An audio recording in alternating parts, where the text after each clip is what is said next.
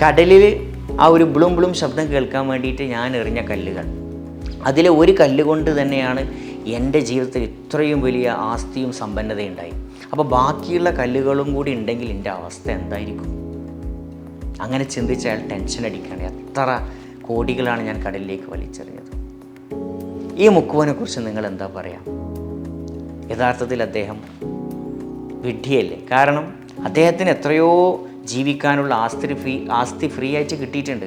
പക്ഷെ അദ്ദേഹത്തിന് നഷ്ടപ്പെട്ടു പോയ ആ കല്ലുകളെക്കുറിച്ച് ഓർത്താണ് അദ്ദേഹം നിരാശനാകുന്നത്. യഥാർത്ഥത്തിൽ ഈ മുക്കുവൻ ആരാന്നറിയോ? മറ്റാരുമല്ല, ഞാനും നിങ്ങളുമാണ്. നമുക്ക് എത്രയോ സൗഭാഗ്യങ്ങളും സമ്പന്നതയും ഉണ്ട്. 1,00,000 രൂപയോ അല്ലെങ്കിൽ 1 കോടി രൂപ തന്നാൽ നിങ്ങളുടെ കിഡ്നി എനിക്ക് തരുമോ? ഒരു കണ്ണ് ഞാൻ എത്ര വില തന്നു കഴിഞ്ഞാൽ നിങ്ങൾ തരുമില്ല. എത്രയോ സമ്പന്നതയും ഐശ്വര്യവും എൻ്റെ ഉള്ളിലും പുറത്തുമുണ്ട്.